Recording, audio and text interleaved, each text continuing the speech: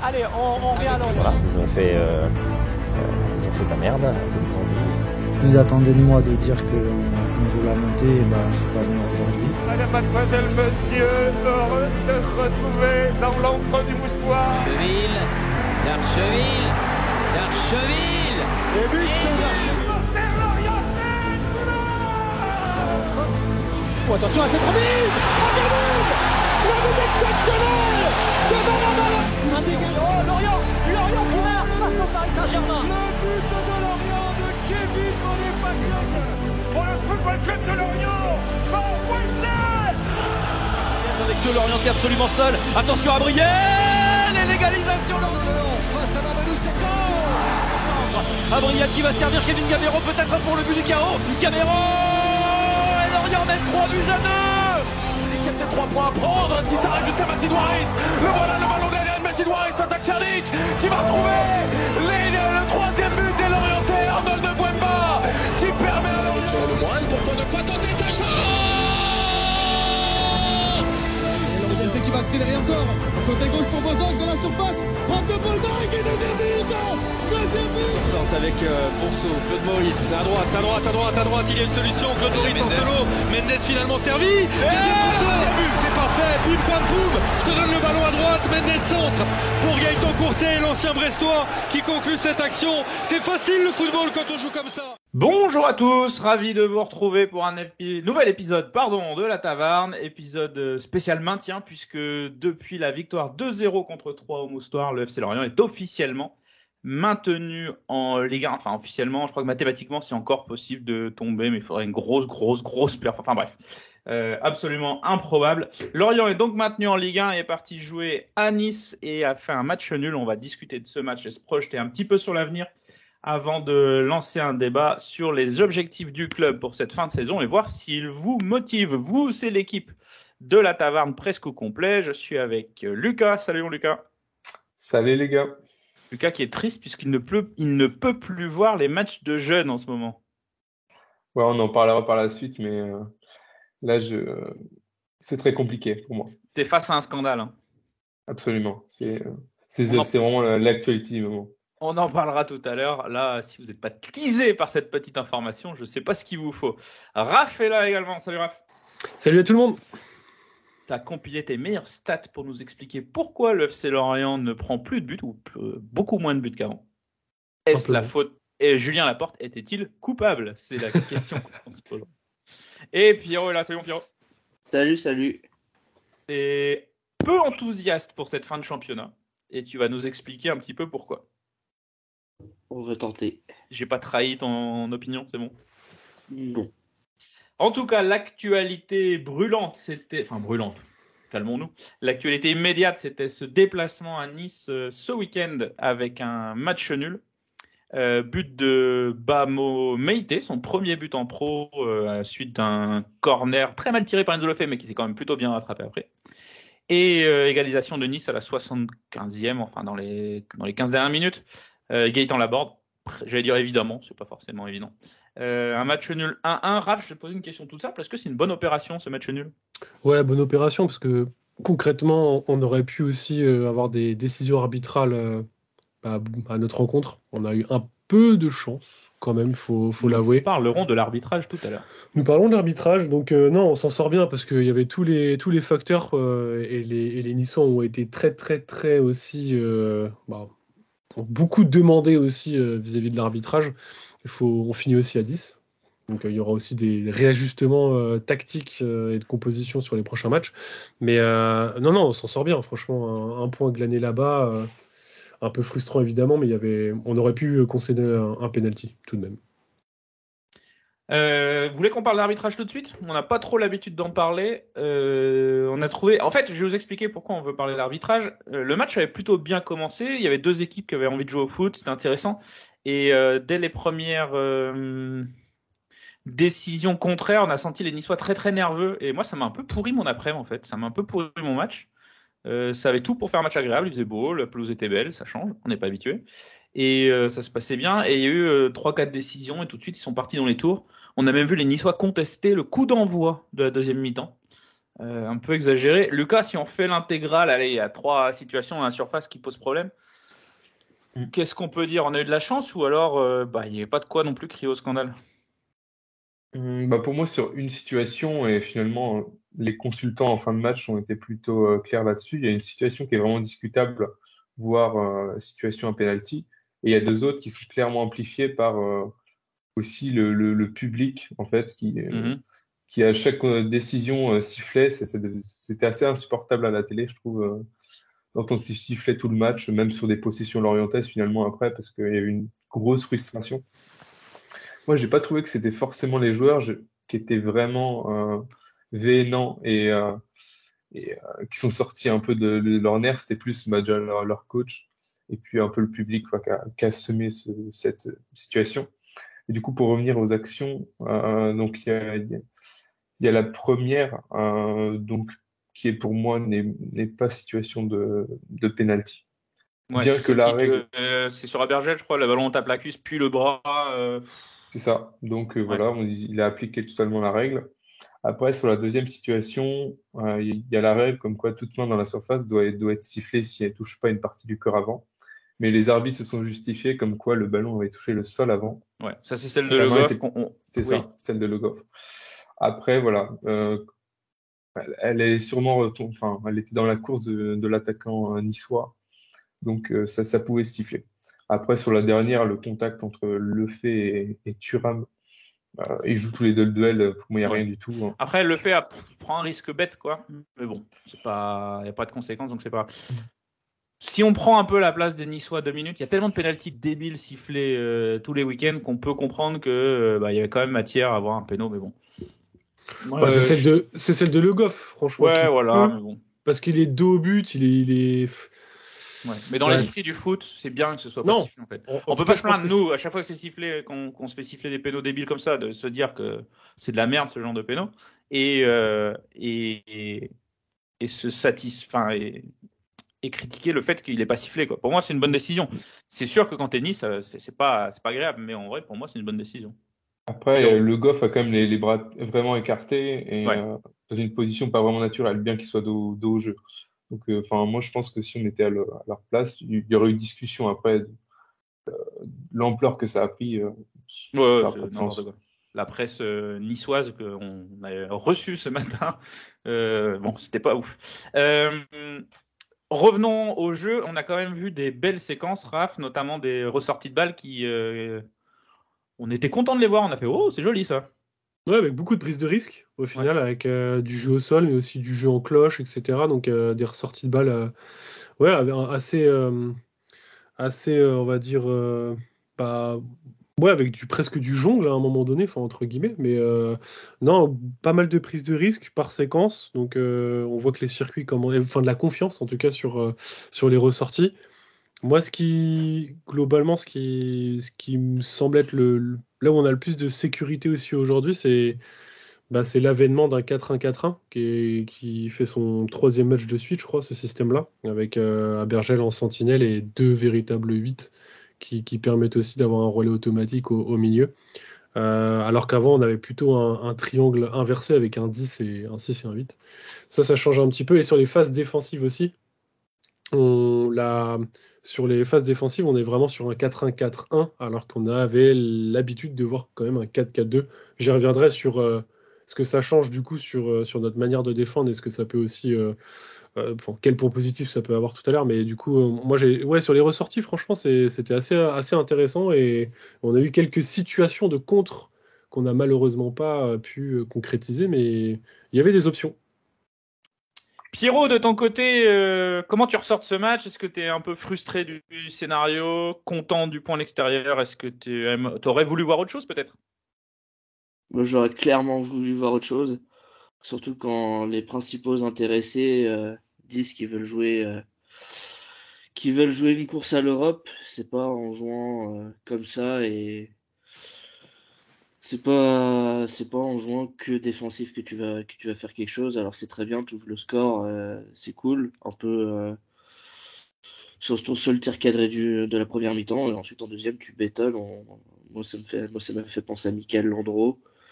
C'est hardcore. Honnêtement, sortir content de ce match, c'est vraiment être de mauvaise foi, sachant que beaucoup de gens ont taillé les matchs l'année dernière ou l'année ou la saison d'avant sur le même type de match, les mêmes erreurs. On recommence les mêmes erreurs qu'à Strasbourg cette saison. Moi, je trouve qu'il y a vraiment un laisser-aller seconde période. Alors, certes, les sorties de balles sont très bonnes. Défensivement, je vais pas dire irréprochable, mais ça joue très bien. Mais une fois qu'on arrive au milieu de terrain, il se passe plus rien. L'attaque, c'est le néant. Il y a rien qui passe. Il y a aucune fluidité de passe, à part sur deux, trois actions dans le match. Mais sinon, au global, moi, ça m'a pas plu. Oui, Raph Pierrot met le doigt sur un sujet qui nous préoccupe un petit peu, c'est l'animation offensive. J'irai pas jusqu'à dire, comme le dit Pierrot, qu'une fois qu'on passe la ligne médiane, il se passe plus rien, mais dans les 25 derniers mètres, c'est compliqué. En témoigne le nombre de frappes cadrées qui est en moyenne assez faible. Je sais pas si tu as la stat en tête là, mais en tout cas sur le match de Nice, c'était 3 tirs cadrés. Le match de Lyon, je pense qu'on fait 1 tir cadré. On avait déjà relevé cette même statistique. Alors 3, ça a été un petit peu mieux, mais c'était pas non plus une grande opposition. Sur 3, oui, voilà, c'est ça. Oui, c'est ça, Okay. c'était mieux, mais c'est pas une grande opposition. Auxerre, je me demande si c'est pas 4 tirs cadrés, donc c'est pas non plus extraordinaire. Comment on explique ça? Parce que c'est vrai que c'est frustrant dans ces 25 derniers mètres. Juste sur Auxerre, c'est 4 tirs cadrés, mais pour 18 frappes. Donc en fait, c'est plutôt notre qualité notre précision qui a manqué face à Auxerre.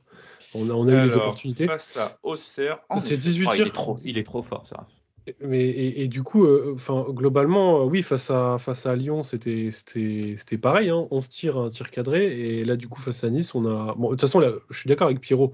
La deuxième période, elle est famélique. On n'a quasiment aucune opportunité. Je crois qu'on a une séquence de 5 minutes où on reprend un petit peu du poil de la bête. Mais la deuxième mi-temps, on sent très bien qu'on tient le résultat et qu'on essaye de garder le 1-0. Alors après, sur l'animation offensive, concrètement, le jeu de transition sur ces 5 derniers matchs n'a plus du tout la même efficacité, presque n'existe plus. On a un petit peu plus de possession qu'à l'accoutumée, donc ça nous permet aussi d'être peut-être un petit peu moins mis en difficulté, mais globalement, nos attaques placées consécutives à la possession, elles sont pas tranchantes. Concrètement, on a l'impression qu'on attend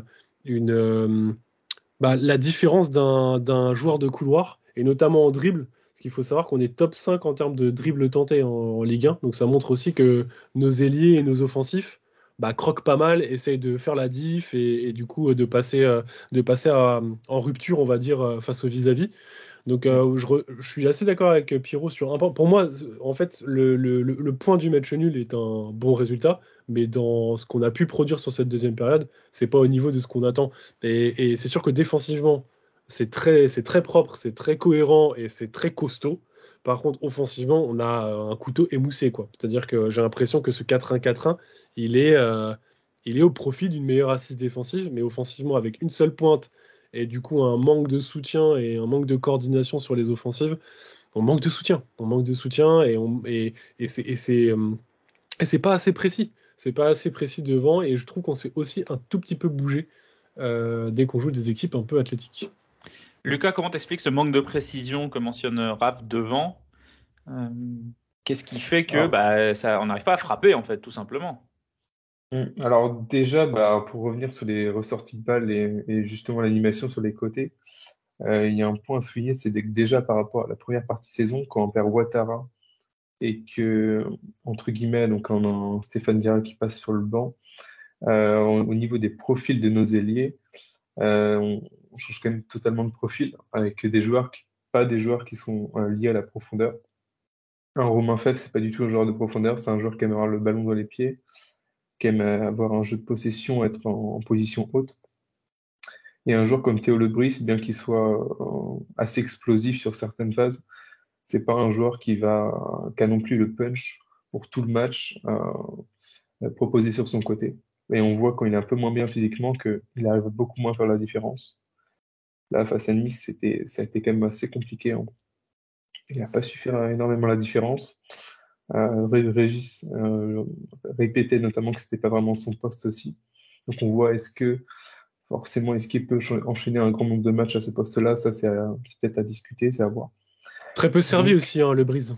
Très peu Et servi. puis, Théo Lebrise, on risque de le revoir plutôt latéral droit sur les prochains matchs, puisque Kalulu blessé, Igor Silva qui va aller défendre sa ceinture à l'UFC bientôt là. En tout cas, il risque de manquer entre 3 et 5 matchs, hein, c'est ça, Raph, si la commission de discipline est... Moi, je vois bien un petit 5. Hein. Ouais, oui, c'est peut-être dur, mais... C'est dommage pour Igor Silva. Pierrot, c'est dommage pour Igor Silva. Il arrivait à saisir sa chance. Il faisait des bonnes prestations. Pour une fois, j'avais aucune critique à faire sur Igor jusqu'ici, mais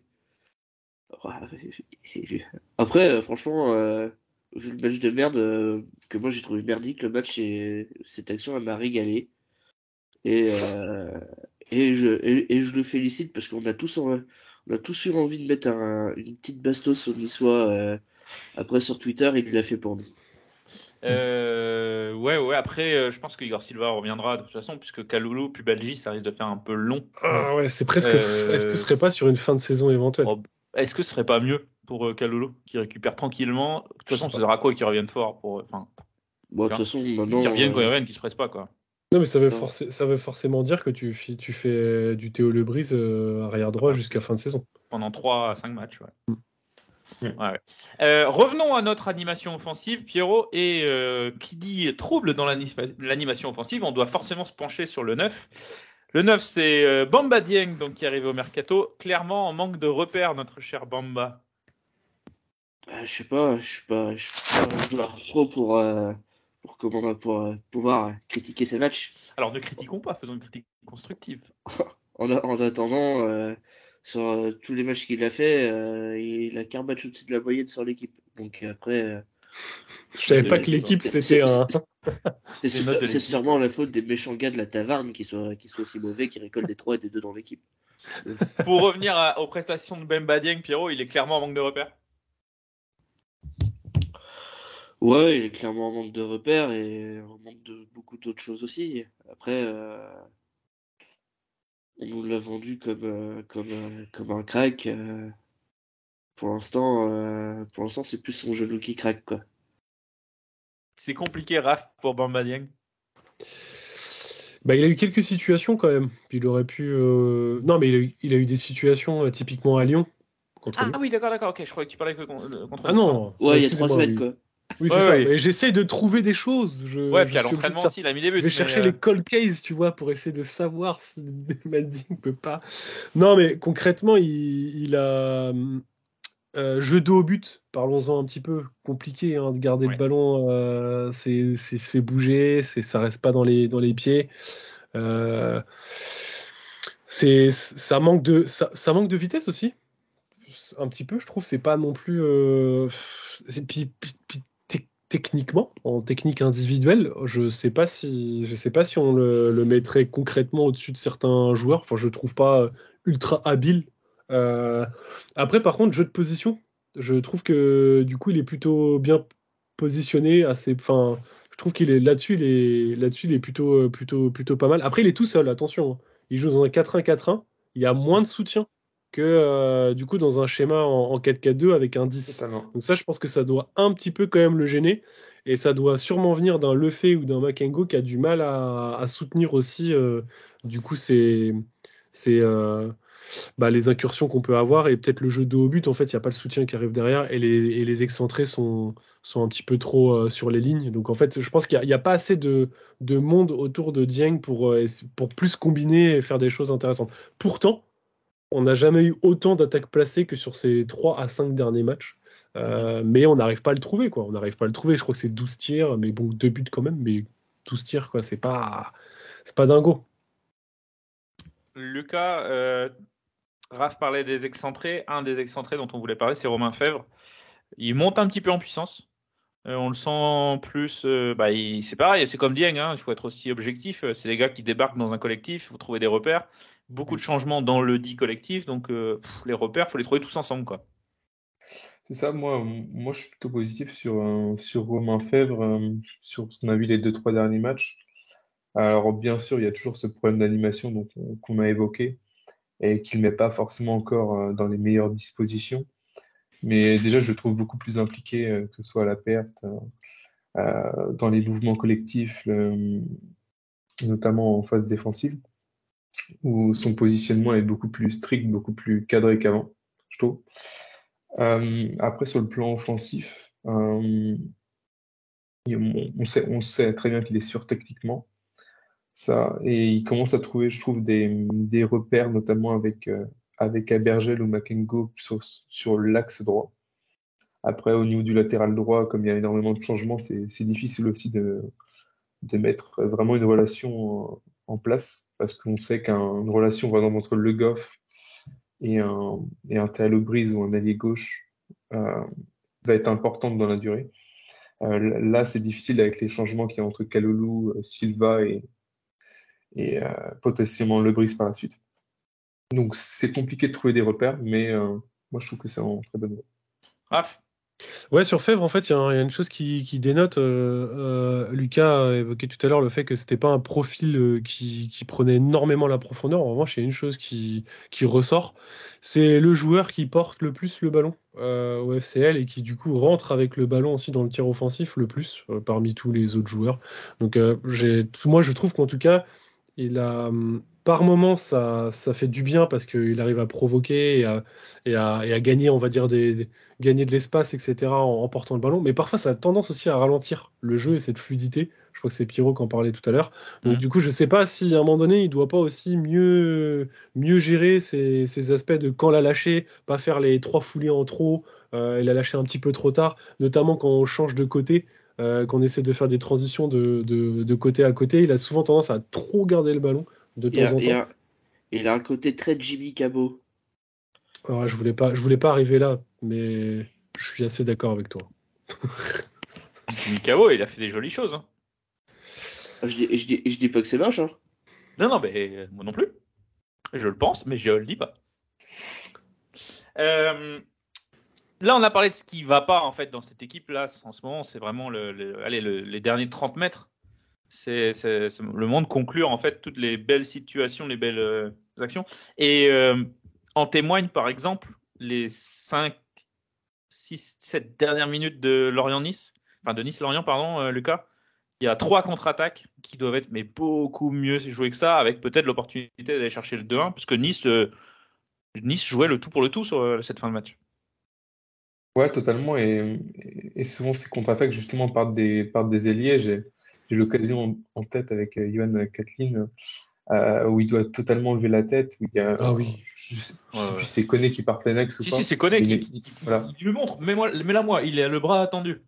Il y en a une qui est flagrante et il y a une seconde avec Ponceau, ce qui était même avant, il me semble.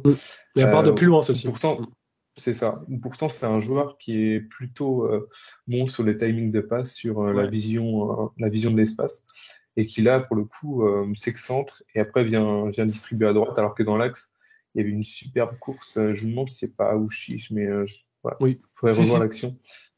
Mais en tout cas, voilà, très mal géré sur un match où on a très peu d'occasions, où finalement on aurait pu repasser devant. Donc c'est vraiment donc si on arrive à mieux gérer ces situations-là, on peut être hyper efficace même sur un faible nombre d'occasions. Et ce qu'on a du mal à comprendre, c'est que sur ces situations, c'est pas des joueurs qui sont cramés parce qu'ils ont joué 90 minutes avant. C'est Ponceau qui vient de rentrer, c'est Aouchiche qui vient de rentrer, c'est Koné qui vient de rentrer. Ils sont frais et mentalement ils sont largement capables de mieux jouer. Oui, Kathleen, pardon, j'oubliais Kathleen, en effet, qui vient de rentrer. Diarra aussi. Diarra, il y a toute l'attaque. Non, mais toute l'attaque était fraîche. Quoi. Si moi je rentre, je la rate aussi, tu vois. Mais ces joueurs-là rentrent pour ça, justement. Pour réussir, je plaisantais, pour réussir ce genre de situation et aller chercher finalement la victoire. C'est pour ça que pourquoi Le Brise fait rentrer Ponceau, Aouchiche, Kathleen, alors qu'on est en train de défendre un 1, c'est pour aller chercher le 2-1 sur un contre. Il n'y a pas de grand mystère là. Et tu rates ça et c'est frustrant. Et je sais pas comment on peut l'expliquer ça, ou Lucas. Pour l'expliquer, je sais pas, mais en tout cas. C'est parce que les joueurs sont nuls. Bah non, tu vois ce que fait Ponceau depuis le début de saison. Non, à part Ponceau sur les cités, le reste. Kathleen, ça va, il découvre la Ligue 1, mais ça va. Ouais. Aouchiche, bon, c'est compliqué, tu vois, mais même Koné. Aouchiche, il n'a pas assez de minutes. De pas réussir des 4 contre 3, des 3 contre 2 quand t'es pro, désolé, moi ça me dépasse. Enfin... C'est pour ça qu'on essaie de comprendre. Autant tu tentes à faire une passe qui est dans le timing, tu la tentes, elle passe pas. Bon, bah, c'est pas grave. Mais là, tu tentes rien. Le mec, il garde le ballon 10-15 mètres trop tard, tu te retrouves, la défense, elle est fermée. Mais je sais pas, enfin, il travaille ça à l'entraînement tous les jours, enfin, je sais pas, moi, ça m'exaspère. Ouais. Après, plus pour Kathleen. Kathleen, comme tu as dit, il découvre la Ligue 1. C'est un joueur encore à polir qui a développé son QI foot, entre guillemets. Mais un joueur qui a Aouchiche, qu'on prend quand même pour sa qualité technique, sa science du fin. Normalement, c'est un joueur, un numéro 10, qui est capable de faire la différence là-dessus. Et on ne le voit pas du tout. Et juste un petit avis sur Aouchiche. Moi, je pense qu'il pourra pas réussir dans ce contexte-là où il fait des bouts de match. Et je pense qu'on devra le prêter la saison prochaine De toute façon, en Ligue 2 ou en bas de tableau. C'est un joueur qui a besoin de jouer, il joue pas, donc forcément, mais le type, il a 5 minutes pour se montrer, il a une, voire deux occasions où il peut faire la différence et il fait rien, quoi. Ouais, mais attends, sur le début de saison, je suis désolé, il a pas pris la place de Ponceau, il avait tout pour la récupérer. Et il s'est blessé. Ouais, d'accord, il s'est pas. Il a joué 40 minutes en première partie de saison. Non, mais il s'est blessé au tout début de saison. Il a joué 40 minutes dans la première partie de saison. Il est revenu que début mais je te cite un contre-exemple, Pierrot. Ponceau, il voyait pas le terrain en début de saison. Il faisait des bouts de match, il les a saisis et il est passé titulaire presque indiscutable. Et là, il y a Fèvre qui joue à sa place. Bon. Mais en attendant, Ponceau a réussi à... J'aurais plutôt dire un autre joueur, mais... Diarra est plus titulaire. Non, mais il joue pas sur un côté. C'est le fait qui a pris c'est Makengo et le fait qui ont pris la place de Ponceau. Oui, d'accord, mais je veux dire, numériquement, dans le 11, voilà. Mais... Non, mais là, c'est ce 4-1-4-1 qui, du coup, fait que Ponceau n'a plus sa place. Alors que quand le triangle était renversé, Ponceau avait sa place de 10. Parce qu'on le Brice préférait faire jouer le fait. C'est quand même dommage que le mec le plus... Sur les derniers matchs, le plus sérieux offensivement, commence sur le banc, quoi.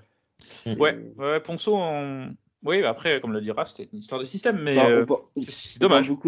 On parle beaucoup des joueurs, mais il y a aussi un coaching qui, je trouve, ne me convient pas dernièrement. Sur quel point, Pierre ? Sur les choix d'entrée de match et sur le fait que on répète les mêmes erreurs sur des mêmes types de matchs où en deuxième mi-temps on est complètement acculé en défense, qu'on ne fait rien, qu'on attend de jouer en contre, qu'on se fait taper une fois dessus à Strasbourg, qu'on fait faire la même contre Rennes, et qu'il n'y a absolument rien qui change. Pour moi, c'est problématique, mais après, visiblement, pas pour eux. Après, si on compare au début de saison, même si ça débute très bien avec des victoires, c'était quand même un peu plus compliqué dans le jeu sur les premiers matchs, où on était solide défensivement, mais offensivement, on avait quelques occasions, on était hyper efficace, mais on n'était pas très flamboyant. Et après, ça s'est embelli par la suite. Alors, est-ce que c'est pas aussi dans ce sens-là et que ça va revenir ? Moi, je le vois encore comme ça. Justement, on va parler des choses qui fonctionnent maintenant, parce qu'il y a quand même des choses sympas. Alors, on a parlé de certaines situations de sortie de balle, etc. en début d'épisode, et c'est vrai que sur certaines situations, c'est joli à voir. C'est un régal à regarder, des combinaisons. Je pense surtout plusieurs sorties de balle qu'on a vues côté Le Goff, des remises en triangle, etc. C'est ça qu'on veut voir en fait un dimanche après-midi à la télé. On veut se régaler en voyant ça. Et puis il y a l'assise défensive, Raph, qu'on a retrouvée. Ça passe par cette ligne de 4 et notamment cette défense centrale, Meïté, Talbi. Et puis aussi par Manon qui fait le taf finalement. Oui, depuis les 4 qu'on a pris à Reims, nous n'avons pris que 3 buts du coup en 7 rencontres. Ce qui est pas mal. En soi, c'est clairement largement au-dessus de nos standards. Plusieurs éléments, un changement en 4-1-4-1, mais on était avant en 4-2-3-1, donc c'est pas forcément que le système qui fait ça. Je pense qu'il y a plusieurs éléments. On joue plus haut, un tout petit peu plus haut. Du coup, on a aussi beaucoup plus la possession, donc on se met un petit peu moins aussi en danger à être uniquement recroquevillé. Et ça se voit aussi par la possession qui est en forte hausse, du coup, sur les 7 dernières rencontres. Il y a aussi un autre point, je pense que le retour d'Abergel et du coup les la synchro, on va dire, entre Talbi et Meïté, ça y est, je trouve, est assez compétitive maintenant. Mannone, bah ouais, qui a fait certains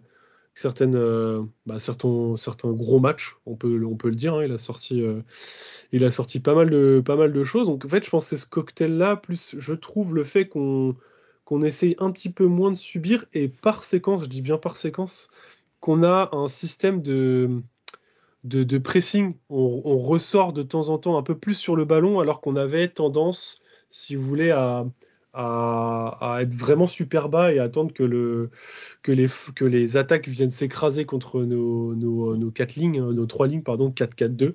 Et il y a une stat qui le montre assez bien. Donc, c'est le nombre de passes concédées par séquence défensive. Donc, c'est ce que Pierrot adore, puisque c'est PPDA. Et en fait, qui ne fait que descendre depuis du coup les débuts de saison. Alors, ça veut expliquer ce que c'est PPDA, parce que là, il y en a qui vont se demander. Du coup, ça veut dire Pass Per Defensive Action, qui veut en gros dire à chaque fois que tu prends une action offensive contre toi, c'est le nombre de passes que tu vas subir sur chaque action. Donc, grosso modo, est-ce que tu laisses faire ou pas? Sauf que du coup, non, mais ce qui est intéressant sur cette stat-là, c'est est-ce que du coup tu es attentiste ou est-ce que du coup tu presses pour tout de suite récupérer? Et grosso modo, si la stat est très élevée, c'est que du coup tu descends très fort, tu joues très bas et t'attends le dernier moment, on va dire, pour récupérer le ballon. Ça, c'est totalement le cas du jeu du FCL en début de saison, puisqu'on était super bas, très recroquevillé. On est l'équipe qui joue le plus bas du coup de Ligue 1, ça reste encore le cas. On remonte un tout petit peu, mais du coup cette propension à laisser l'attaque adverse se développer est moins forte aujourd'hui.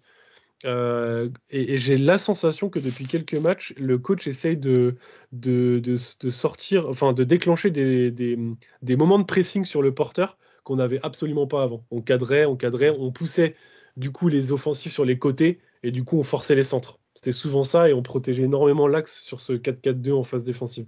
Là, c'est un peu moins le cas. Donc, je trouve qu'on a quelques recettes défensives supplémentaires. Plus, du coup, comme j'ai dit, je pense une synchro qui s'est construite du coup avec le binôme Talbi-Meïté, plus la montée en gamme d'un Abergel dans l'entre-deux et l'interligne de ce 4-1-4-1 qui gratte pas mal. On a l'impression qu'Abergel revient en fin de sa... Oui, ça y est, je pense ça, il a repris, là, je trouve aussi. Donc, non, franchement, 3 buts concédés en 7 matchs. Je pense que ça fait très, très, très, très, très longtemps qu'on n'a pas vu ça au FCL.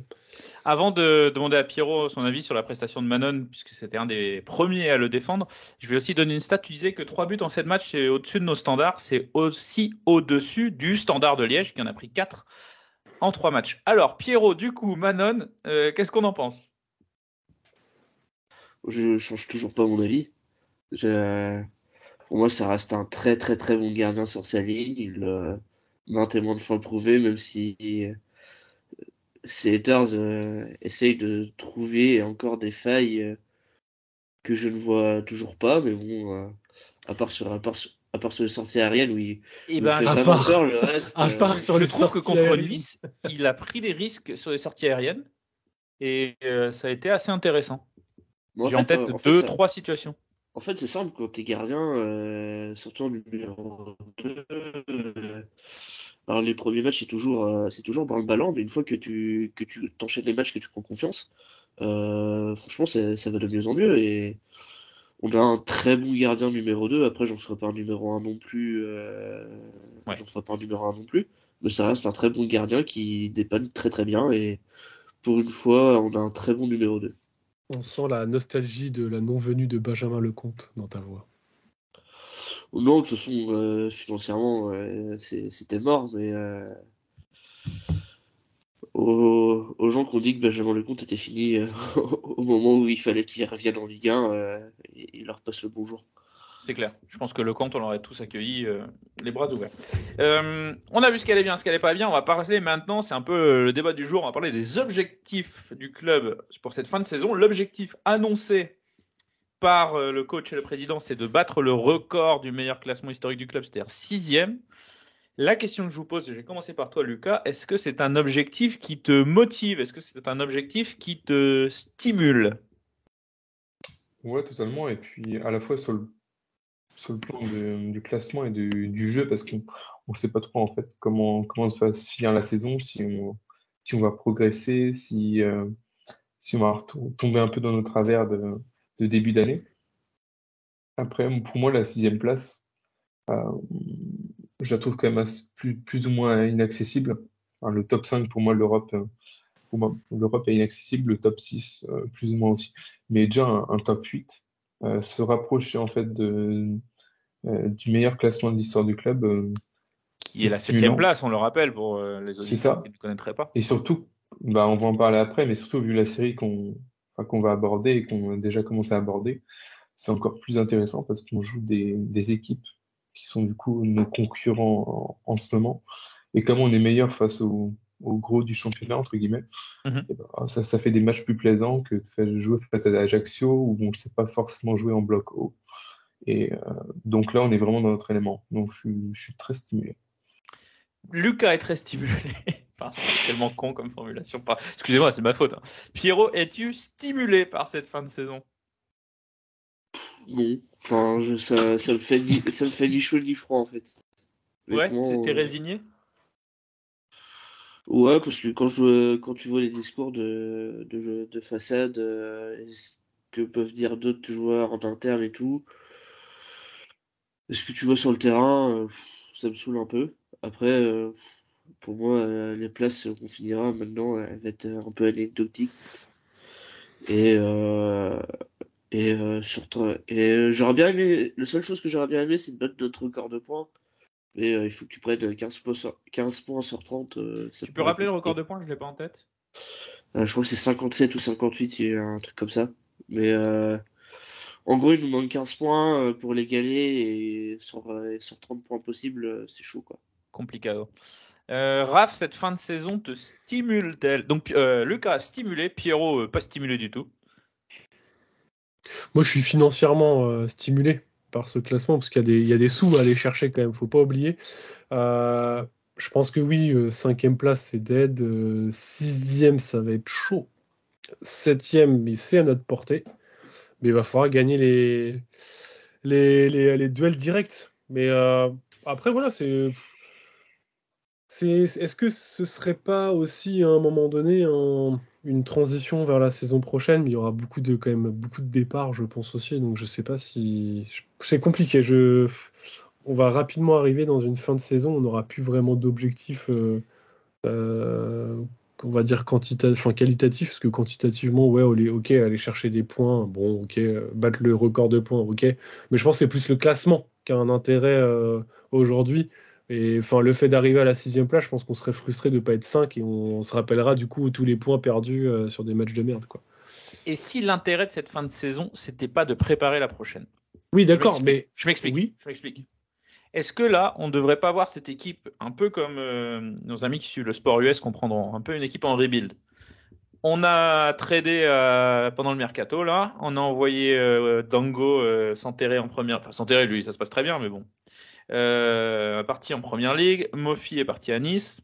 En gros, nos 2 franchise players, n'en déplaise, enfin 2 de nos 3 franchise players, on va dire.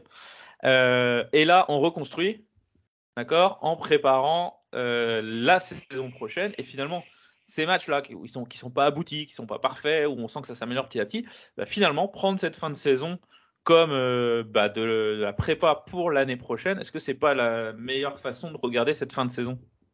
Oui, après, il faut savoir qui tu gardes. Alors, bah, qui tu ne gardes pas déjà? Si on fait si on regarde comme ça. Déjà, première chose, Romain Fèvre, tu le fais venir, tu payes 1 million Lyon pour le faire venir. D'accord, à un moment donné, lui, Romain c'est Fèvre, soit il est performant, soit à un moment donné, tu vas faire jouer quelqu'un d'autre. Parce que bon. Mais est-ce qu'on n'aurait pas un intérêt à faire jouer quelqu'un d'autre? Quel est l'intérêt de faire jouer Romain Fèvre aujourd'hui? Le maintien est acquis, tu vas finir top 10 si ça se goupille pas trop mal. De toute façon, tu perds face à Lille, c'est fini. Tout objectif, Oui, on va bien dire, sûr, autre oui. que bon, terminé. Donc là, à ce moment-là, tu peux vraiment te poser la question, veut-il mieux développer un ailier qui restera la saison prochaine plutôt qu'un mec qui est là en mode mercenaire? Je dis pas que c'est un mercenaire, Pas mais mercenaire, du coup, mais qui est là disons pour voilà. 6 mois. Dans 6 mois, il part. Enfin, dans 6 mois, en juin, il part. Donc après, Ensuite, Après, du coup, on en parlait, quid de Ouchiche, est-ce que tu le fais jouer un petit peu plus? Ponceau, est-ce que tu le fais pas rejouer? Du coup, mais Makengo, il faut bien du temps de jeu. Le fait que tu dois valoriser financièrement, ça Oui, fait mais beaucoup est-ce que aussi. le fait, t'as pas intérêt à le mettre dans du formol aussi parce qu'il est valorisé, le fait. Enfin, tu sais très bien Jusqu'à qu'il une va blessure, partir, c'est ça ça que va tu veux bien se dire? passer. Hmm. Il se fait les croiser dans 2 semaines, et on ne le lui souhaite pas, bien entendu. Ça fait mal au portefeuille, ça fait mal à tout le monde. Est-ce que t'as pas intérêt à protéger le fait aussi? On est encore loin de la fin de championnat, mais voilà, on raisonne un petit peu comme ça. Quel est notre intérêt sur le long terme, en fait? Bah, moi, je trouve que du coup, c'est vraiment au milieu de terrain que tu peux faire de vrais tests. Sur les ailes, devant, bah, t'as aucune option, puisque du coup, l'attaquant préféré de Pierrot est parti en prêt. Mais du coup, après, sur les ailes, bon, ouais, tu peux toujours challenger un Le Goff. En charnière centrale, de toute façon, t'es ras des. Non, à- en à- défense, tu peux rien toucher. Tu peux rien faire. En défense, tu peux rien faire. Ouais, puis c'est très bien que les mecs prennent des repères aussi, hein. Bergel, il est T'inquiète pas. tout seul. Dans ce système en 4-1-4-1, si t'as pas Bergel, tu joues pas en 4-1-4-1. Donc du coup, Mm. en fait, c'est que les deux postes les deux 8 là, 2-8 plus. Makengo peut pas jouer à la place d'Avergel dans ce 4-1-4-1. Je Si, pose il la question. pourrait. Si, il pourrait, mais enfin, je pense pas que ce soit son poste idéal, mais il Ouais. pourrait. Je pense qu'il serait obligé de réinverser le triangle et mettre un 6, un 8 et un 10. Du coup, il y aurait Ponceau, Lefebvre, Makengo, peut-être, tu vois, un truc comme ça. D'accord. Mais concrètement, il n'y a pas non plus beaucoup de flexibilité, à part sur cette ligne de 4 là au milieu, où les deux ailiers, du coup, et les deux milieux. Il n'y a que là où on peut bricoler. Sinon, tu fais jouer Koné jusqu'à la fin de la saison, si t'en as marre de Dieng. Ouais, mais non, t'as fait venir Dieng pour combien on l'a acheté, Dieng? Bah, Trop. quasi. 10. Ouais, quasi 10, ouais. Ouais, c'est ça. Il a intérêt de prendre des repères et de jouer, quoi. Donc tout l'intérêt du club, c'est de faire jouer Dieng. Moi, putain, j'avais cru dire ça en début de Il saison. il va parler de Doucouré. C'est chaud. Putain, mais j'aimerais bien voir Doucouré, quoi. Ouais, bah, je Moi, pense qu'on le verra après. Doucouré, c'est encore très très jeune, non, mais attention, hein. le peu qu'on a vu de Doucouré, franchement, Bien sûr, je il sais progresse. pas, Sauf à Mais Brest. oublions pas que Doucouré, oui, sauf à Brest, mais il s'est créé des occasions. Bon, c'est clair. il les a terminés comme une merde, mais Ouais, il s'est créé des occasions. C'est sa première apparition. Mm. Il a fait un sprint, il était oxy, mais il vient de Châteauroux en national, voilà. Moi, tu vois, si Dieng est collé, il continue à faire des matchs assez C'est les Ouais, mais si transparents. t'es dans l'optique de préparer Non, mais- l'an prochain, t'as tout intérêt à ce que les mecs prennent des repères. Et Bah, puis, donc du tu fais coup, jouer Dieng, parce que tu pars du principe Ah que oui. Koné n'est pas ton attaquant numéro 1. Donc tu fais jouer Dieng jusqu'à la fin. Mm. Donc ça veut dire qu'en fait, c'est un lock aujourd'hui. Et puis tu prépares ton mercato à côté, quoi. Mais sinon, tu peux bricoler un autre système. ouais. Avec deux Donc voilà, attaquants, est-ce que voir cette fin de saison, Lucas, je te pose la question, Un sous 4-3-3. l'angle de la préparation pour la saison prochaine, les mecs prennent des repères, tu fais jouer, tu développes des jeunes, etc. Bref, tu es en rebuild, en reconstruction. Est-ce que c'est pas la meilleure façon de regarder les matchs du FCL à partir de maintenant? Alors, pour moi, il doit y avoir une petite. Excuse-moi, je finis ma question. Excuse-moi, Lucas. C'est vrai que j'ai fait une pause qui ménage le suspense. Excuse-moi, Lucas. Regardez la saison, sauf grosse performance sur la série qui arrive. Alors, pour moi, il doit forcément avoir une partie qui doit être dédiée à la préparation de la saison prochaine, et c'est déjà ce qui est fait. Après, par exemple, pour le cas Fèvre, ok, on doit penser à la saison prochaine, mais on doit penser aussi à faire une belle fin de saison. Et Fèvre, bien qu'il soit pas non plus encore flamboyant. Mais franchement, Lucas, désolé de te couper, Non, mais que tu fasses 9 ou 10 ou 7, enfin, à part de l'oseille que tu récupères en droit télé et dotation compétition, etc., enfin, bien finir, c'est-à-dire quoi? Sur le plan du jeu, sur le plan comptable, tu veux faire. Non, moi, c'est pour. Une fois que vis-à-vis l'objectif du groupe, européen est hors de portée, c'est quoi concrètement ton étoile du berger, quoi, tu vois? non, pour moi, si on fait ça, c'est un clair manque d'ambition. Parce que ça montre que du coup, on se satisfait du ventre mou. On va rentrer dans les clubs comme ça qui n'ont plus trop d'ambition à partir de la mi-saison. Et finalement, la saison n'a plus trop d'intérêt. Non, mais là, on est sur le Chaque dernier saison, tiers. on va préparer le la- manque sur le dernier tiers. d'ambition, le manque d'ambition, il est déjà là. Hein. Qu'en deuxième mi-temps, tu bourrines derrière. Désolé, le manque d'ambition, il est déjà là. Mais c'est peut-être un inoffensif aussi. Donc, pour continuer sur ce que je veux dire. Donc, pour moi, si tu montres au groupe que tu prépares déjà la saison prochaine et que tu veux faire jouer les jeunes, pourquoi un Abergel, pourquoi un Makengo, il resterait si derrière, au final, le groupe ne montre pas d'ambition? Non, pour moi, on doit jouer le maximum. C'est une saison qui est C'est vrai, assez exceptionnelle.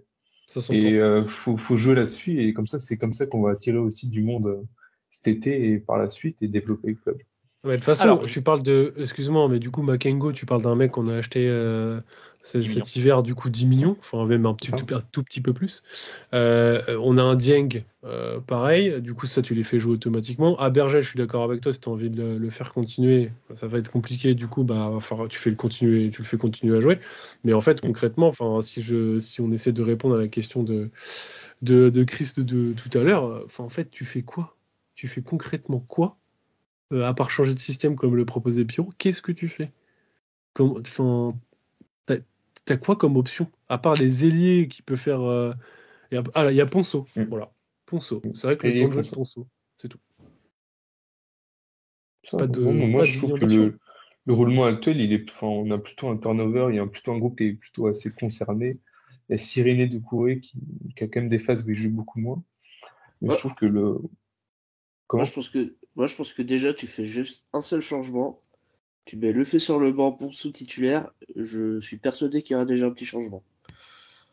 Pour moi, Ponceau le fait. Enfin, Ponceau peut pas faire le travail défensif que fait le fait. Mais, ouais.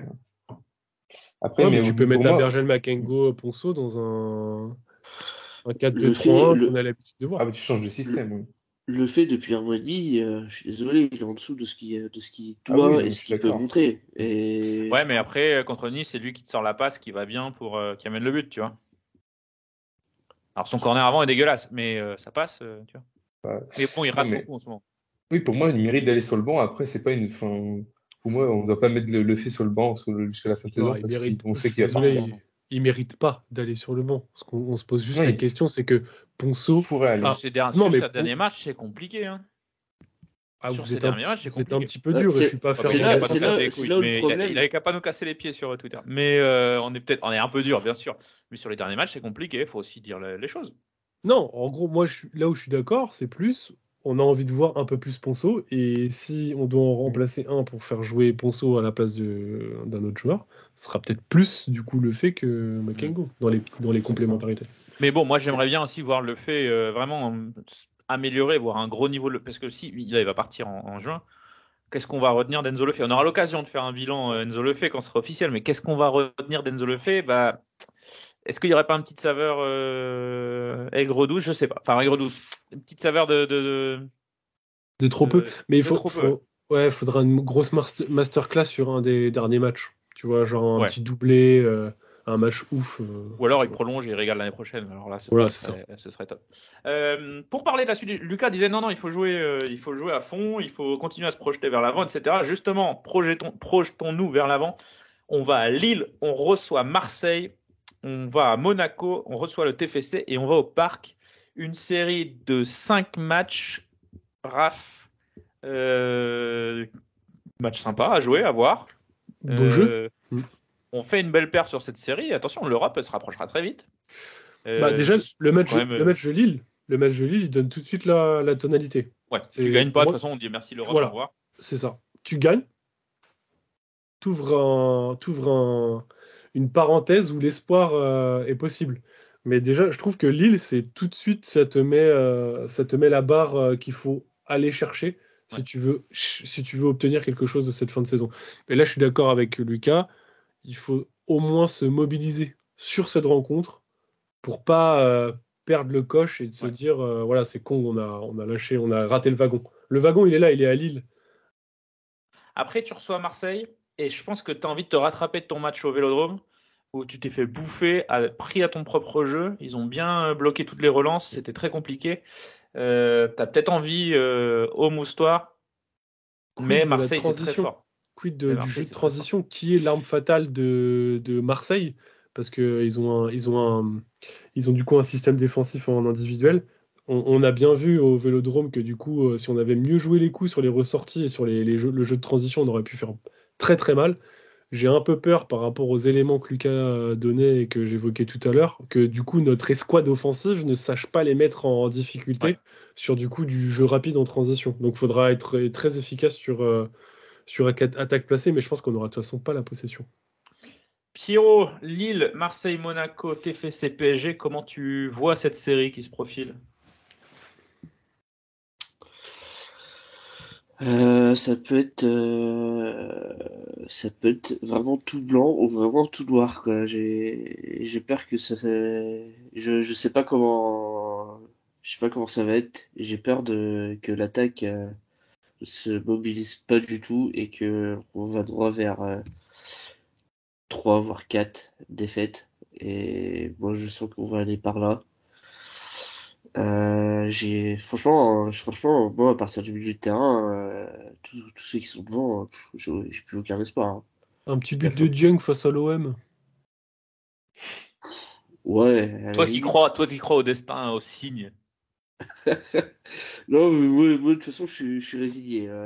Je suis résigné. Et après, peut-être que la trêve va faire du bien et qu'on va peut-être repartir sur un autre cycle, je l'espère. Mais j'y crois pas du tout. Tu veux pas faire un Très petit bien. retour de près d'Adrien, là? Maintenant, là. On en a besoin. Non, non, Adrien, faut le laisser terminer sa saison à Valenciennes, bien comme il faut. Le vendre le max cet été, et puis on n'en parle plus. Les joueurs vont pouvoir récupérer pendant la trêve. La pelouse aussi, on imagine, qui va pouvoir être en meilleur état pour recevoir Marseille. Lucas, cette série-là qui fait peur, derrière, admettons que ça se passe plutôt bien. D'ailleurs, tiens, on va mettre les termes. Ces 5 matchs-là, à Lille, contre Marseille, à Monaco, TFC, PSG, 5 matchs, 15 points potentiels. On est satisfait, on serait content avec combien de points sur ces 15-là? 7. 6 ou 7. 7. Donc j'imagine que tu parles d'une victoire contre Toulouse. Ça fait 3 déjà. Ouais, je pense, ouais. Tu gagnes à la maison.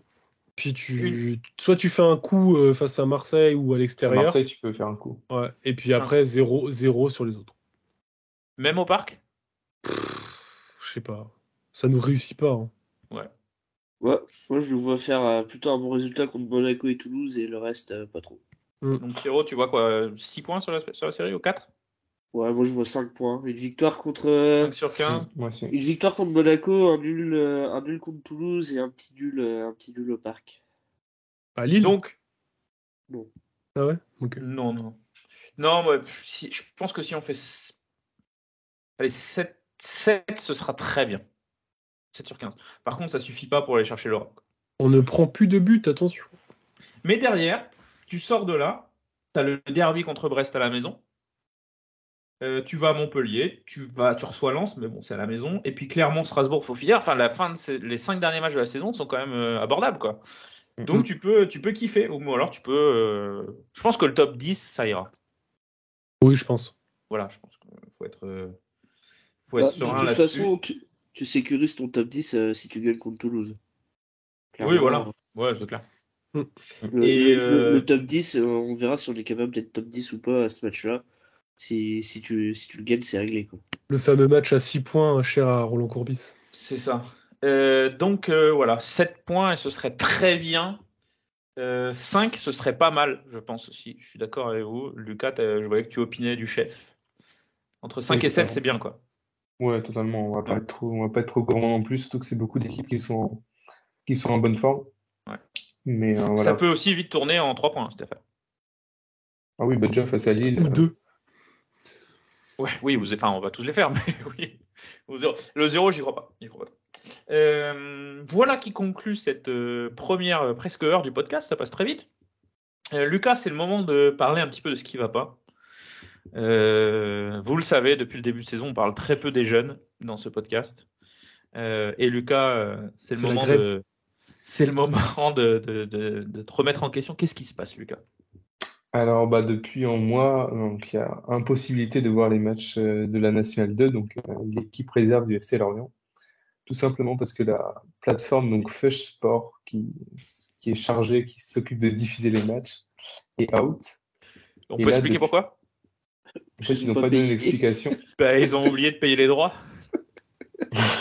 Ah, c'est vrai. Ah oui? Ah non, je n'avais même pas l'info. Ouais. D'accord. La Fédé s'est donc fait avoir, tout comme la Ligue s'était fait avoir par Mediapro, là ils se sont fait avoir par. Décidément, c'est une tradition française. Ouais, ils n'ont pas payé les droits. Et donc là, ils ont annoncé il y a une semaine et demie que ça allait être diffusé sur une autre plateforme. Et sauf que bah, du coup, en fait, on est obligé de les voir les matchs en direct. Enfin, c'est un gros bordel en ce moment. Et du coup, là, ce week-end, il n'y a toujours pas de match diffusé. Donc, T'as lancé une pétition? oui, c'est en cours, hein, mais il n'y a pas beaucoup de signatures. Il y a d'autres actualités en ce moment, visiblement. Mais pour faire un petit point quand même sur l'actualité. Donc, ils ont perdu face à Vierzon, un club bien connu de De Pierrot. Pierrot. Et ils sont actuellement, attention au maintien quand même. Donc, il y a 13 équipes Ah dans le oui. championnat ou 14. Ah, ça En va fait, mal. ils sont qu'à 3 points de la descente. Donc, voilà. C'est pas le rythme qu'on pouvait avoir sous Régis ça Lebris. m'excite beaucoup plus, tu vois. C'est vrai qu'on était quand même bien mobilisés dans nos championnats l'an dernier et l'année précédente. Quand C'est ça. tous les matchs, tu disais putain, si on arrive à prendre un point et que Clermont gagne pas, on peut sortir de la zone rouge. Putain, c'était bien quoi. C'est ça. Donc là, c'est un peu ce qu'ils vivent Là, on est en cette train année. on est en train de faire un épisode où on dit on se fait chier, on est maintenu en mi-février, on s'emmerde. Alors que l'an dernier, voilà, on était nuls, mais il y avait du suspense et nous, on Ah, aime ça. tu me lances très bien. Faut aller voir la N2 justement. Voilà. Faut y aller. Pour C'est ça. Et donc un petit point. Donc ouais, donc il y a 5 descentes, je voulais dire plutôt. Mais voilà, ils sont à 5 points de la 4e place, donc c'est un championnat qui est très serré. C'est Mais quoi il y le a quand prochain même match du coup, Lucas? On va Vierzon. mobiliser tout le monde. Faut écouter. Ah pardon, Alors, Vierzon. justement, Non, on a défaite face à perdu à Vierzon. Vierzon. Ah, on a perdu contre Vierzon, pardon. Je vais te retrouver le match, mais là je l'ai pas en tête. Je t'ai pris de court, désolé. Ouais. Mais donc un petit point rapidement du coup sur les 17 nationaux qui sont eux 4e. Ah, ça va mieux. Donc voilà, en plus. Ça avec une nouvelle coach qui vient de Caen.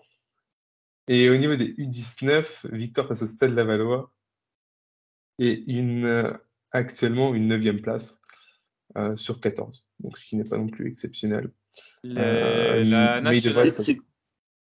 C'est contre les Herbiers le prochain match de la Ouais, N2. ah, Pierrot, il me coupe l'air. Ah, il est fort. C'est à 18h30. Tiens, allez, quelqu'un a Je- une info je- Ça. Je coupe les Herbiers sous le pied. C'est magnifique. Voilà qui conclut en beauté ce passage sur les jeunes. Donc voilà, on est désolé de ne pas vous donner plus d'infos. On sait que certains de nos auditeurs aiment beaucoup savoir ça. On essaye de faire de notre mieux. En tout cas, Lucas, notre Tintin reporter à nous, est sur le coup. C'est le moment de passer aux questions des auditeurs, de plus en plus nombreuses. Pierrot, tu as fait le tri, tu allais chercher tel un petit apiculteur le miel. Le miel du miel. J'ai commencé par une question de Itachi4256. Qui choisir entre le retour de Mvogo s'il revient en fin de saison et garder Manon titulaire? Non, s'il reviendra pas, je pense pas. Enfin, Ouais, peut-être. ils vont pas fin prendre. de Si, saison. peut-être, mais pour 2-3 matchs. Mais quel Ouais, intérêt voilà. tu fais finir la saison par. par Oui, Manon. un peu comme ce qu'on disait tout à l'heure de Kaloulou. Mm. Prends ton temps, soigne-toi bien. On aura besoin de toi l'année prochaine. Tu seras titulaire, C'est ça. t'inquiète pas. C'est ça. D'ailleurs, Kaloulou, à qui on envoie tous nos Vœux de nos rétablissement. vœux, exactement. Les vœux de bonne année. On a une question de Mel LX sur Instagram. Qui pour remplacer Kaloulou et Silva? Ah bah, Théo. Théo Lebrise. Théo, Lucas, qui a été formé au poste d'arrière droit. C'est ça, bon, en N2, il jouait pas mal à ce poste derrière droit. Comme je l'ai répété, je le trouvais assez Pas mauvais bon. à ce poste-là, mais les rares fois où il a joué à ce poste-là en Ligue 1, il a été plutôt bon. Ouais. Après, il y a aussi Abergel qui peut jouer à ce poste-là. Oui. Comme il était Il nous avait recruté, il jouait à ce- expliqué. Il nous avait expliqué qu'il était passé de arrière droit à milieu de terrain à la Et suite d'un match Talbi de a pas Coupe de joué France. des matchs en jeunes internationaux arrière droit? Tu nous as pas dit ça l'autre jour? Si, Il me semble. Hein. longtemps. Il a joué un match, Non. je crois. Ouais, mais bon. Et voilà. En tout cas, Lucas, à quoi ça sert de scouter des jeunes de N2 si tu n'arrives pas à détecter qu'ils sont bons arrière droit? Franchement, Il n'y en a pas un petit jeune qu'on peut mettre. Il n'y a pas un petit jeune à N2. Non, il n'y a rien. Du Samuel côté Loric? de Ah non, c'est N2. arrière gauche. Lui. Pardon. Diarra. Ouais, non. Puis il est prêté à QRM. Donc, Et peut-être qu'il va nous faire passer à 3 défenseurs, le retour de la défense à 3. Oh, ce serait Hein énorme. et tu mets qui le goff en Bah, centrale? Ouais. Bah ouais. Tant Morel, il allait chercher la Champions League avec Marseille Ouais, en centrale, ça va. Hein. On a quand même une défense qui tient la route. Je préfère rester Oh là inquiet là, derrière. est-ce que Régis, il va pas nous sortir un 3-4-3 de légende Non. et on va retourner Lille? C'est sûr que non. J'aurais entendu ici en premier. Une question de RZC Léo, le Brice est été prolongé, Enzo c'est mort. Est-ce qu'il y a d'autres dossiers à surveiller au niveau des contrats?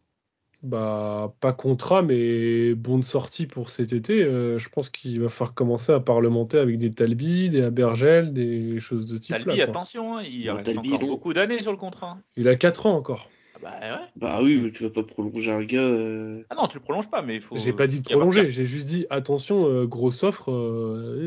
Tu vois.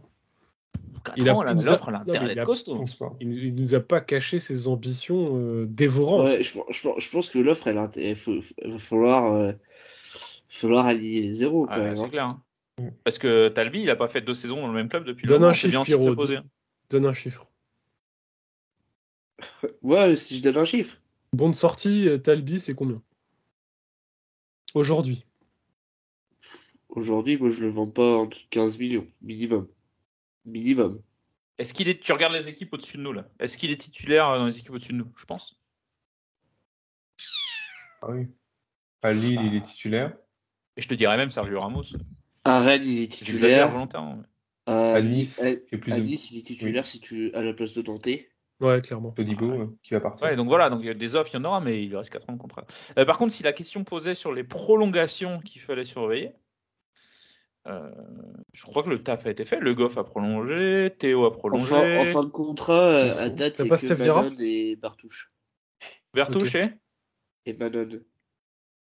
ouais, tu peux prolonger Manon. Bartouche, je sais pas. On a un gardien qui est prêt. Non. Non. Il y avait Non, Callens, parce on que l'a Tom vendu. Callens, putain, comment il régale en Coupe de France. Putain, c'est clair. Non, c'est vrai. Callens qui est parti, qui a signé définitivement. Et Paul Herbert qui est prêté par Lyon aussi, c'est ça? Ouais, c'est ça. Ouais. Ouais. Bah, d'ailleurs, lui, il va être content d'être venu, je pense. Et voilà, non. donc, prolongation. Est-ce qu'il sait qu'il est là? On l'a vu à l'échauffement l'autre jour. Tiens, ils ont invité un gars. Bref, continuons. J'avais j'avais une question qui fera plaisir à Raph. Dieng qui patine, Koné qui n'évolue pas, Doucouré encore trop frais. Qu'attendons-nous de nous rappeler en pré-garbage? Non, mais en vrai. Non, mais sans déconner. Mais non, mais voilà, Pierrot a raison.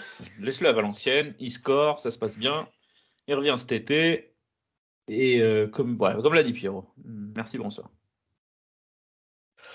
Et une dernière question d'Alex Roudin. Pourquoi prend-on beaucoup moins de buts avec la charnière Talbi-Meïté?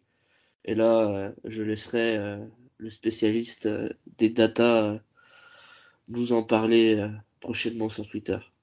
Merci, ça me fait plaisir. Oui, et puis on a un petit peu, répondu. Et là, je reprends.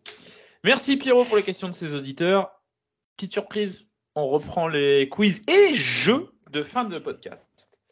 Le quiz du jour, c'est un stat aveugle. Alors non, c'est pas Bamba Dieng, Pierrot. Stat aveugle, c'est je vous donne des stats, faut retrouver le joueur en question. C'est la première occurrence du jeu, la première apparition du jeu dans cet épisode, donc on va faire dans le facile, d'accord? C'est cette saison ou... C'est tu verras. D'accord. Alors, une saison.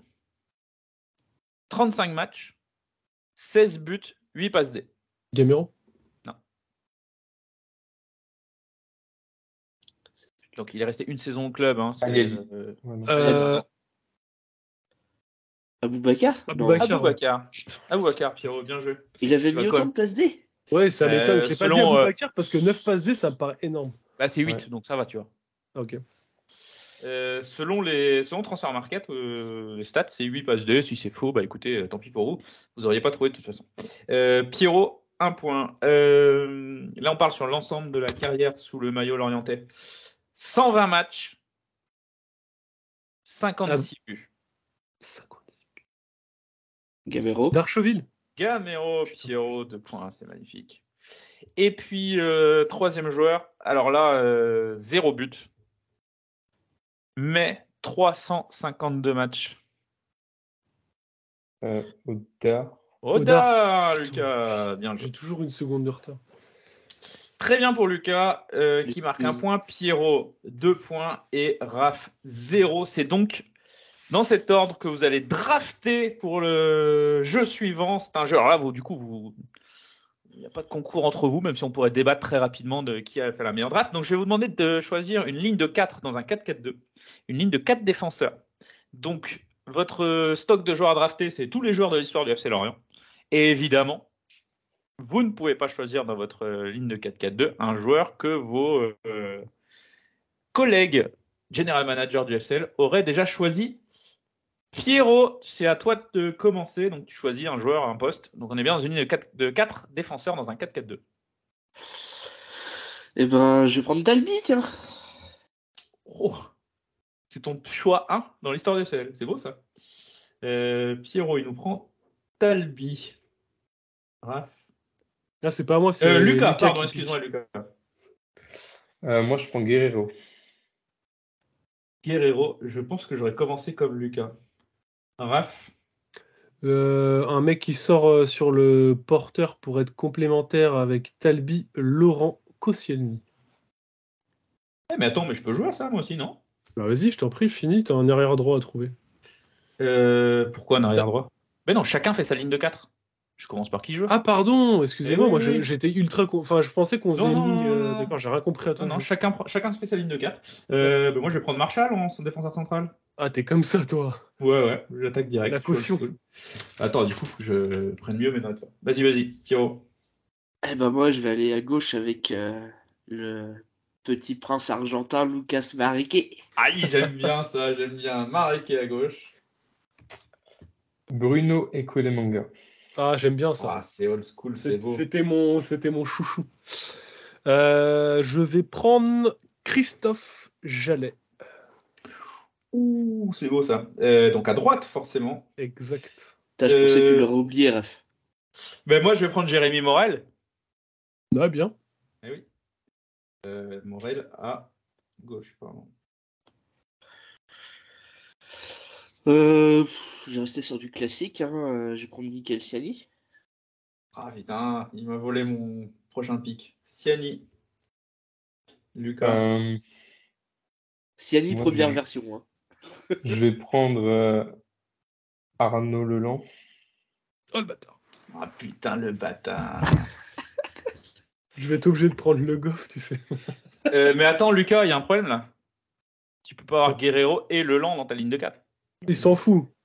Ah, tu peux pas, Lucas. Donc ça va être. Tu peux pas prendre Leland, tu vas faire trouver autre chose. Ok. Je vais prendre Lamine Koné. Lamine Koné en centrale. Raph. Ah, je suis obligé de prendre le passeur décisif de Coupe de France. Ah putain. Arnaud Leland. Donc moi j'ai Morel Marshall. Je vais aller chercher un central. Et je vais prendre Loïc Druon. Ah. J'en ai un autre en tête qui tirait les coups francs. Pierrot, ta dernière. Je cherche. Moi, je vais prendre. Je vais prendre mes deux latéraux argentins. Du coup, je vais prendre Franco Sosa. Ouais, il est chaud. Régalé, lui aussi. Ça prend des jaunes et des rouges, tout ça. Sosa. Putain, moi, il me manque un latéral droit dans mon histoire. Vas-y, pardon, Lucas. Alors, au début, je voulais prendre Lamine Gassama, mais je me dis pour le football, je vais prendre Pedrinho. Oh, c'est beau ça. C'est beau ça. Pour le football. Pardon, c'est très beau. C'est à Raph. Alors, je sais pas, est-ce que je prends un mec un peu nerveux, mais j'ai déjà Koscielny en charnière centrale, ou est-ce que je vais prendre Gauvin. Gauvin, tu le mets. Attends, t'es où, Raph, là? Je suis en charnière centrale avec Koscielny, Gauvin. Koscielny, Gauvin, j'ai dû oublier de noter un de tes gars. Ton latéral droit, c'est Leland. Ah, ok, c'est bon. Ouais, j'allais à droite. Ouais. Et moi, je vais prendre Gédéon Kalolo pour faire mon latéral droit. Du coup, l'équipe à Pierrot, c'est une charnière Talbisiani, Mariquet à gauche, Sosa à droite. Franchement, ça a de la gueule. Lucas, il nous sort Guerrero, Bruno Ekolemanga, Koné, Pedrinho. Pas mal. Raph, Gauvin, Koscielny et Leland, Jallet sur les ailes. Et moi, c'est Marshall, Druon, Morel, Kalulu à droite. Franchement, ça tient la route comme équipe de 4. Dernier jeu, bah là je peux pas le jouer du coup. C'est mon petit préféré celui-là. Vous allez devoir classer. Je vais vous donner 5 joueurs qui jouent au même poste. Ok. Je vais vous donner 5 joueurs, vous devez les classer de 1 à 5. La petite subtilité, c'est que vous ne connaissez pas le joueur qui vient après. D'accord ? C'est-à-dire, je vous donne un joueur. Déjà, on commence par Benjamin Lecomte. Donc, on va jouer avec les gardiens du FCL. Dans le top 5 gardiens, mais vous ne savez pas qui sont les autres gardiens que je vais citer. Je peux citer Le Garec, comme je peux citer Bartouche. D'accord. Donc, Benjamin Lecomte. C'est un jeu débile, hein. Il y a absolument Faut qu'on se mette d'accord ou c'est en tout? Ouais, il faut que vous mettiez d'accord entre vous assez Ouais, vite. moi, Parce que, on va mettre deuxième. Je suis d'accord. Benjamin Lecomte 2. Ilan Meslier. 4. 3 ou 4? Ouais. 4. 4. 4 parce qu'il a pas eu le temps de marquer du coup le club. Puis il a fait quand même de sacrées boulettes. J'oublie pas. Alban Joannel. Non. 5. 5. Désolé pour lui, mais. Alors, du coup. Oh merde. Dani Jelpetkovic. Bon, bah 3 alors. 3. Et là, Et donc, énorme. votre numéro 1 est Lionel Capone. Florent Chéniaud, numéro 1. Donc, votre classement, j'avais prévenu que c'était débile. Votre classement ranking à l'aveugle, on a Florent Chéniaud en 1, Benjamin Lecomte en 2, Petkovic en 3, Meslier en 4, Joannel en 5. Ça Fallait fait faire plaisir confiance à en Benjamin, on a parlé de lui, on a dit qu'on serait content de le revoir. Bref, voilà, si ça vous a plu, dites-nous dans les commentaires, on continuera à faire des jeux un peu cons comme ça. J'ai bien aimé la draft ligne de cap là. Après, ça va être difficile de se renouveler peut-être, mais bon. Les milieux. On verra. Merci à tous. Merci les gars pour cet épisode. C'était génial. Merci à tous de nous suivre toujours aussi nombreux sur les réseaux sociaux. Si vous nous regardez ou nous écoutez sur YouTube, on met la petite cloche, on met un pouce bleu, on fait des commentaires, tout ça c'est cool. Sur votre plateforme de streaming préférée, évaluez, abonnez-vous, lâchez des étoiles. Et on vous dit à bientôt après la trêve. Bonne trêve à tous. Salut, ciao ciao. Ciao. Ciao.